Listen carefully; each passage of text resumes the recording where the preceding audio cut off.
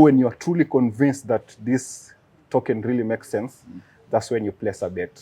But it can still go otherwise. How much have you ever gained and how much have you ever lost in the in trading? I will say personally, my own trades, I've made up about $5,000, and this was purely trading shit coins. Was These, it like a 10x, 100x, or how much did you put? it was a 10x. I'd put around $400. Yeah. And then in just a span of like 10, 15 minutes, it went 10 times. Ulitoa ama bidii ama ulihold? Yeah, maybe just to introduce myself. I am Davis Toya, co-founder and CEO at Swypt. And just to explain my background, by practice, I'm a protocol engineer. So what I do is I design and develop decentralized systems built on top of Web3 and the blockchain.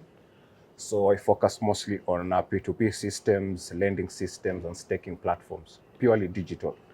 And as for Swypt, Swypt is a decentralized exchange that allows exchange of digital currency to local currency.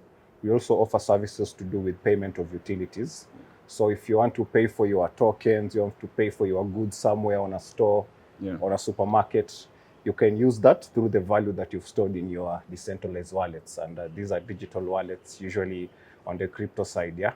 So if you have money there, if you have stable coins, which are digital representation of the dollar or the euro, you don't need to like exchange it. You can just pay for your utilities directly within your wallet using Swypt. So we offer that clear channel to satisfy those needs. Yes. So you have used a lot of vocabulary. That is a lot of Web3 crypto vocabulary. But what if you want to sell Swypt to Yes. your common mama mboga, ama the owner of a shop, like, Yes. how can you pitch the product to them? I will tell them that Swypt is a platform that allows them to move their value. If you have money, if you have a business, and you want to move the value through different infrastructures, let's say you want to access global markets, we are here to give you that opportunity. You've used M-Pesa, right? There's no difference with M-Pesa. It's just digital money that is moving, a direct representation of what you have with your local currency, yes? So if you have a business and you want to receive payments, Swypt can stand in the middle and offer you services in which you can receive payments in form of dollar, in form of euro, but these euros are digital money, yes. So, which I understand, like, there are a couple of cryptocurrencies, Yes. a couple of tokens. So, what tokens at the moment are available at Swypt? Currently, we are focusing on stablecoins, and it's quite strategic because with stablecoins, we want to maintain value that are pegged to the assets of our users. You know, if you've used the other cryptocurrencies, they're quite volatile in the market. They move a lot, they shift, and you might find if you're holding those assets, you might end up losing value of your money. So by focusing on stable coins, which are pegged to our local currency. Let's say if you have a stable coin for Kenyan shillings, the dollar, the euro, you can. It's just there's no difference of you going to a bank and buying the dollar. Yeah. So these stable coins, they're just the same representation. The only difference is that they exist on top of an infrastructure called blockchain. But the benefit here, let alone the whole infrastructure and the jargons that we use, it's that this infrastructure offers channels where money can move very fast compared to what we have. So we are creating another representation of our normal banking system on an infrastructure called blockchain. Yes. So, why are you betting in this industry? Kuna pesa ama admin I'm looking at the future, focusing on the future. Right now, the industry is still growing, still starting out. Meaning there is quite, the adoption is growing, but we need to extend it to beyond what we have currently, because most people don't know about the technology. But if you look at the future of money is going digitally. Everybody knows that. Everybody is speaking about that. So for you to position yourself at the forefront of success when it comes to movement of money and cross-border transactions, blockchain is the way to go. We have to look at that angle, and I would encourage even our traditional banking system currently, they should start looking at that side, because That's where now liquidity is going to move very fast, cross-border. Yes. When did you guys begin, like, building this product or building Swypt? Our journey actually starts back in 2022. That's the first time I drafted the idea and the design. And the second thing was to now assemble the right team, the right expertise. And here at Swypt, most of the team comprises of my friends. And I was very strategic because my friends are one of the most serious people I've ever met. They've played a key part in ensuring that I grow professionally as well, because they're professionals as well. So we assembled the team officially last year, 2023, around March, where we also incorporated the business. And by then now is when we got the chance to build the product and also register the business itself. So officially last year around March, yes. For any technological system, the first people are going to look at are engineers, because they will come, they will understand the design, and they will build according to the design. So mostly, I'm proud to say that my friends are mostly engineers, most of them, Even if you find a friend of mine who's a lawyer, part-time is an engineer at the same time. So currently, most of my friends are software developers and designers and also traders who really understand the space. So the idea was to match this key expertise with the right people. So even when I was assembling the team around Swypt, they all fell into place naturally, because most of them came when they really understand what we were doing. They understood the vision, they understood how the technology really works. So it was easier for them to even check the design and also know that this is how the roadmap is going to look like. Yes. So from your experience as the CEO, Yes. I understand, like, building this kind of a product or this kind of a platform in a country like, US, it's easy since there is a lot of funding, and Yeah, also in true. terms of user experience, and also people understand what is crypto. Yes. So how is it like, for you as a CEO? How is it like in terms of funding and also in getting users, like, onboarding users to use your product? Yeah, those are very two critical points you've just mentioned. Investment. Currently, investment is there. It's coming in, but it has to make sense. Yeah. First of all, investment will come in if also adoption is there. Yeah. And because Kenya is a very new market, especially with this sector that we are bringing in, which is Web3 and blockchain, even investors themselves want to understand how this use case is actually, bringing value to the economy, right? And it's all about making sure that we've pivoted the product to a way that it ensures it's bringing value. And by that, even convincing an investor that your idea makes sense and they can put money into it and bring a return on investment, it's going to be easier on that part. But mostly from my experience for startups that are falling in line with what I'm actually doing myself, we usually depend on ecosystem support. Ecosystem support is critical. Maybe to explain what it's about is, in blockchain, for the blockchain to work, for the infrastructure itself to work, people have to work together. It's called consensus. People have to create consensus, right? And for you to create, I can support you, support the infrastructure. That's how it is. So we work with ecosystem support, like grants. So if, like Swypt, the way it's built, we are built on top of various blockchains, right? ICP, Binance Smart Chain, Arbitrum. So for you to build on top of that infrastructure, these systems are willing to support you as a business or as a young business. They give you grants, they give you resources, they give you community support when it comes to pushing the product. And for us, we've been strategic going forward, because we've also partnered with a few ecosystem platforms like ICP. This is a blockchain system itself, and they have a very robust ecosystem that support developers or people who have technologies that actually make sense to them as well. Because bring value, I bring value. It's just like the game theory, right? Yeah. The game theory, there is two people. There is a defector and people who cooperate for blockchain, it's all about cooperation. If all of us cooperate at the same time, I'm creating value for you and I'm creating value for myself.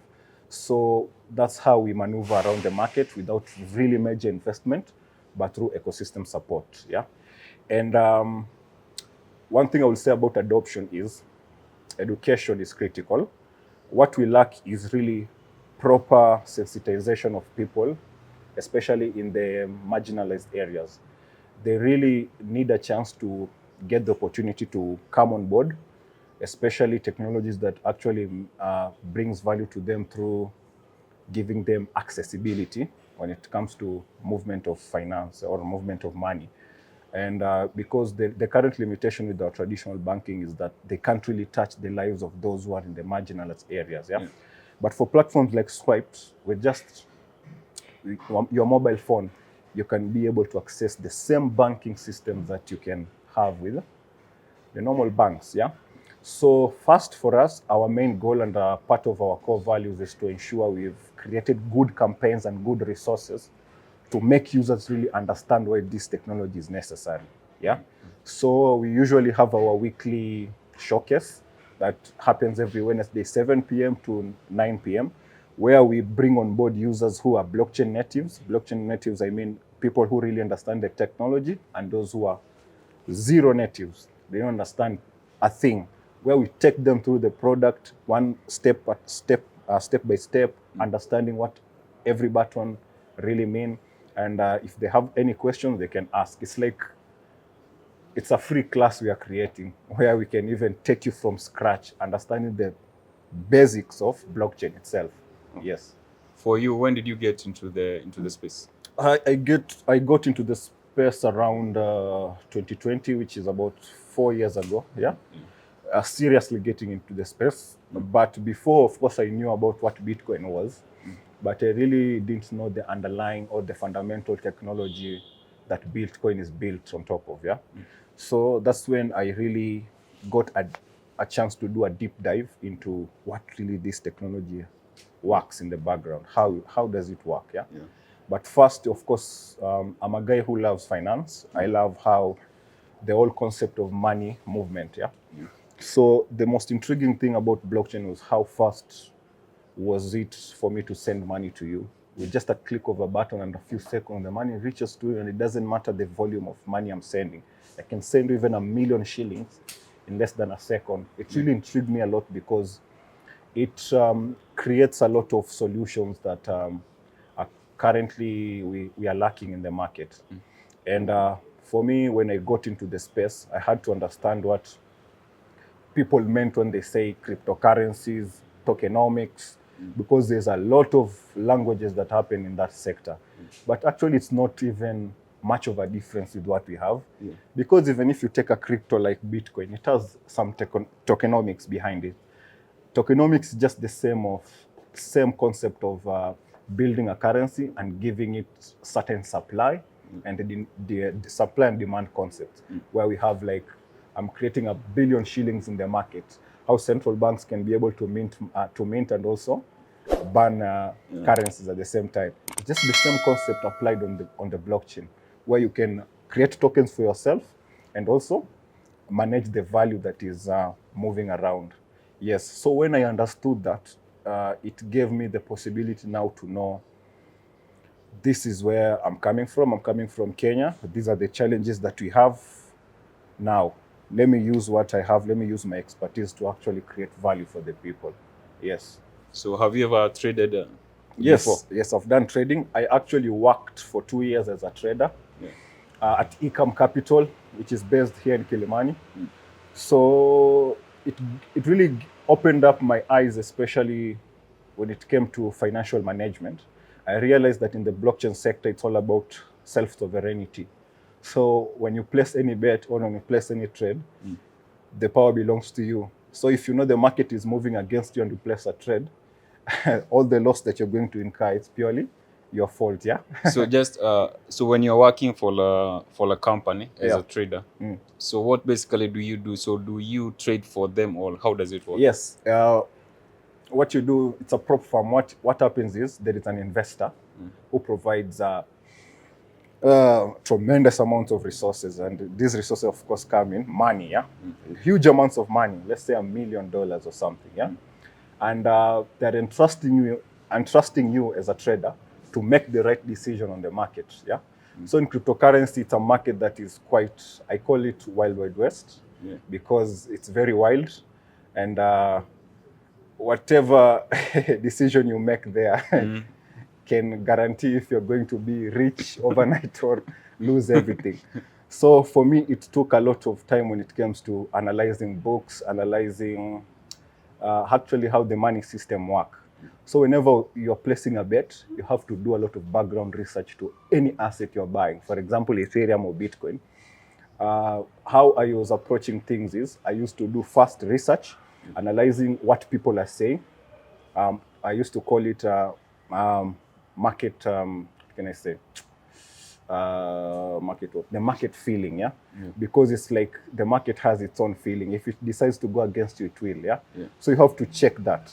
You have to do research to know even the background tokenomics and supply of the coin itself you're buying. So when you're truly convinced that this token really makes sense, that's when you place a bet. But it can still go otherwise. How much have you ever gained, and how much have you ever lost in trading? I will say personally, my own trades, I've made about $5,000, and this was purely trading shit coins. Was it like a 10x, 100x, or how much did you put? It was a 10x. I'd put around $400. Yeah. And then in just a span of like 10, 15 minutes, it went 10 times. Ulitoa ama bidii ama ulihold? Kuna yenye nilitoa, kuna yenye nilikula, kuna yenye nikalose bado nikarudisha nikaeka mingi. It's ni kama tu patapotea sometimes, yeah. You gain, you lose at the same time, but it's all about risk management. For the best traders who are out there in the market, it's all about having a strategy in which you can minimize your risk at all points. If you decide that I am getting out of this trade at 10% loss, you make sure you stick by that. Otherwise, if your feelings get on the way, you end up losing everything.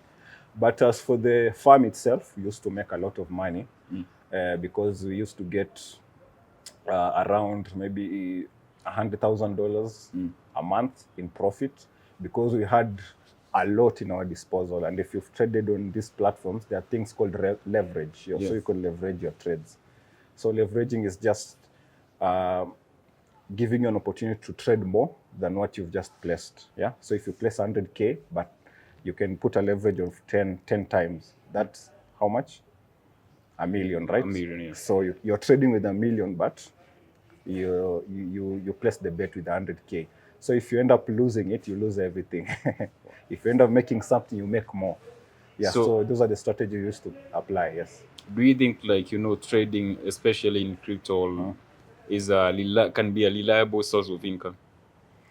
Yes, it can be a reliable source of income, but you have to be smart at the same time, because how the market right now it is, you cannot trade the way you used to trade like 2-3 years ago.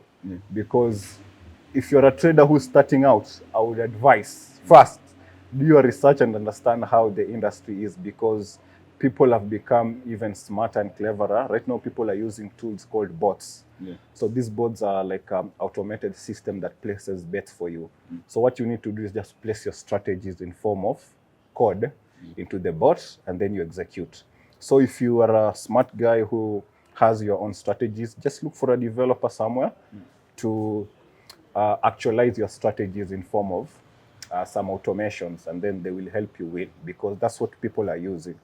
And that's what I myself, I was using whenever I was doing my trades, yeah.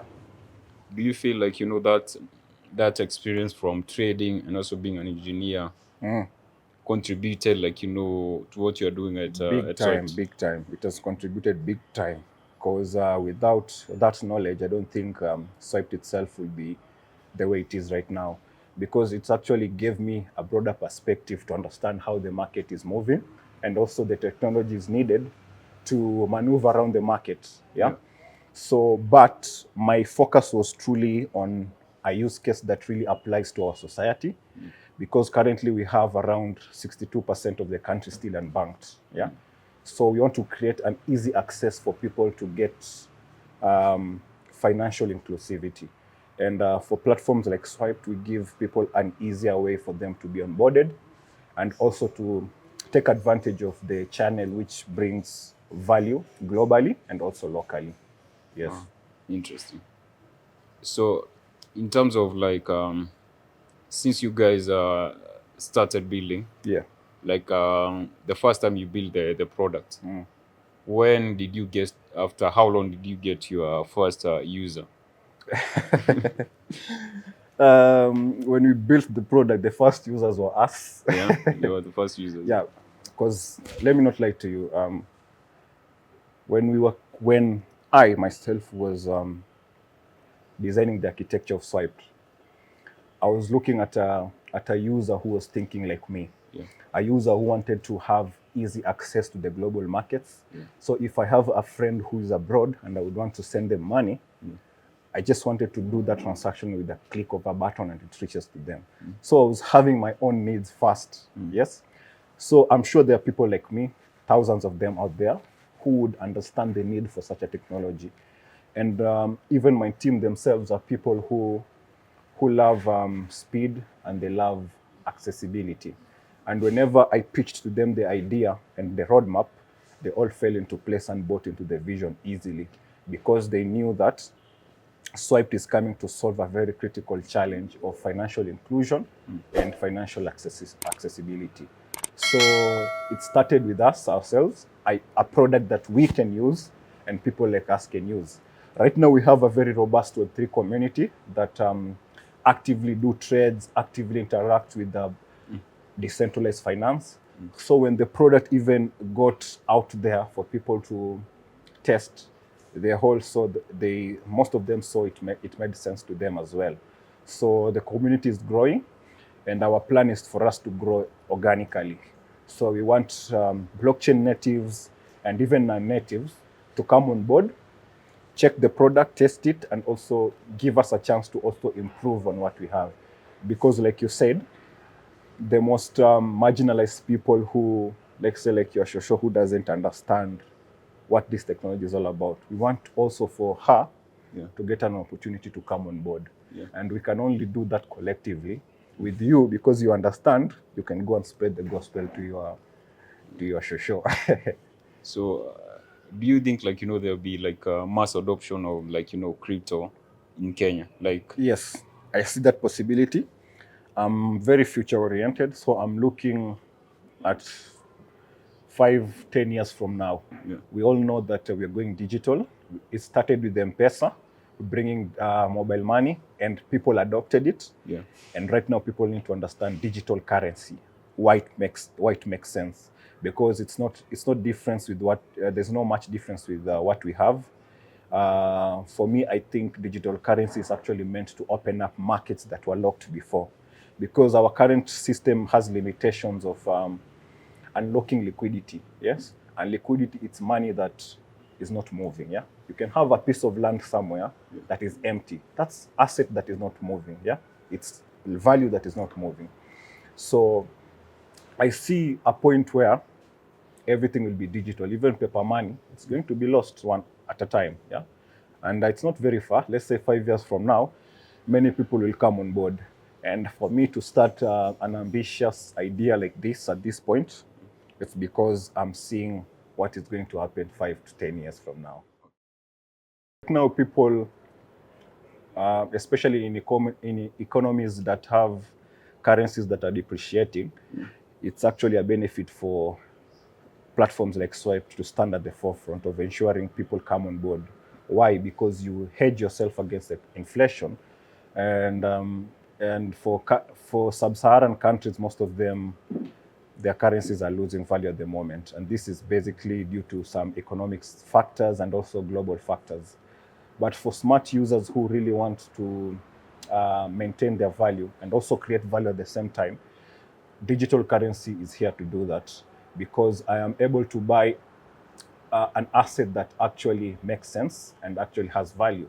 If you want to buy euro, for example, if you want to buy the dollar, cryptocurrency actually gives you an easier way for you to have that accessibility to it.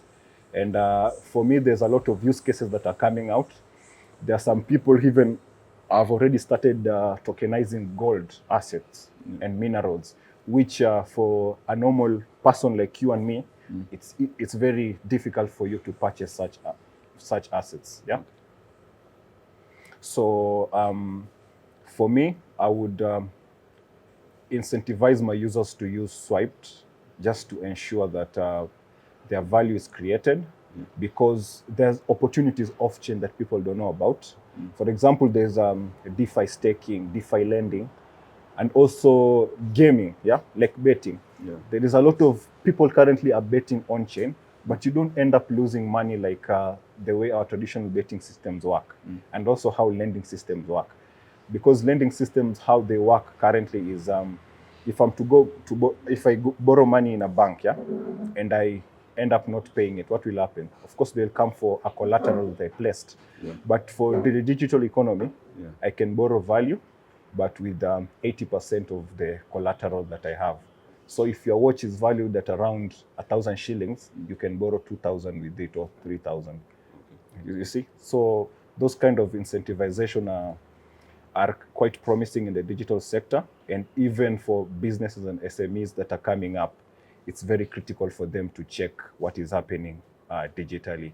And Swypt, we want to incentivize our businesses locally, especially the small scale businesses, to start accepting digital payment as a form of payment systems for them. So we are creating a system in which they can also easily plug in and get the opportunity to move their value through such infrastructures. Yes. So just to go back, so before getting to Swypt or starting Swypt, which other startup had you started before? First, I started an e-commerce platform. It was a dropshipping platform with one of my colleagues, Michael.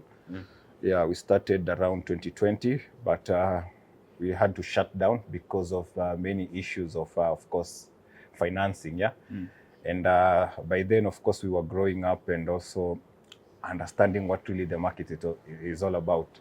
So that business failed.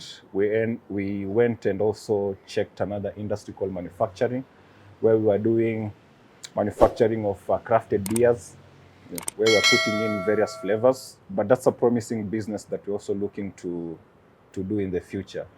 But it also, we had to shut down as well. And then Swypt came. Swypt made sense. And we thank God that now we are here, that we are speaking about it, yeah, because you have to start at some point, yeah. Yeah, and we're happy we went through those challenges for us to build some resilience in the business world. Yes. So I understand you guys are bootstrapping. Yes. That is using money out of your pocket. Yes. So other than that, what can you say are other challenges have you faced as a CEO? When building this infrastructure, yeah, most of our challenges also come to about in maintaining the whole system itself. It requires money, yeah. And like I said, because we also need services that are pegged to third parties. Those services cost money, and you will end up seeing that you're having a burn rate, yeah. And for us, we operate at a budget, so we have to ensure that we are streamlined at all costs and we are as lean as possible, at least for us to reach a certain part of our roadmap. But moving forward, of course, we have to be smart. You have to eliminate as many third parties as possible for you to operate at a certain cost. Yeah. And one of the measures we've taken is to ensure some concept or some systems we've built them ourselves. Like, for example, yeah, building on top of certain infrastructures will require us to, one day in the future, have our own payment system. And this is going to offset things like, for example, if your third party is down, that will cost you money, because you'll get users who are complaining, why haven't I received my money? Why haven't I, why is the platform not working? It will cost you money, of course, if such cases come about. So one of the key measures is to ensure we eliminate as many third parties as possible, so that we can remain as decentralized as possible. Yes. Interesting. So, what advice can you give to like people who want to get into into this kind of space, not just like into Web3 space, or maybe they want to build products Yeah. that need mass adoption? What advice can you give to them? First of all, I will encourage them to research first and ensure you actually tap into the right use case before even building anything, so that it doesn't happen like me when I was starting the e-commerce platform. Yeah. Yeah. So what I learned is you have to have a certain target audience that you're looking at, have a section in the market that you're really focusing on. And right now, our main focus is the people who really understand the digital economy. Before we spread to even to the non-natives, you have to start with the people who can move the product forward and create the adoption you're talking about. So our aim is to focus especially for the youth, on the youth, like the Gen Zs. Yeah, because this population constitutes around 70% of our population. And this is the future right now. So our focus is to ensure first these guys have come on board and they will be able to spread the gospel to their parents and their people back home easily, because they will know the value that we are creating here.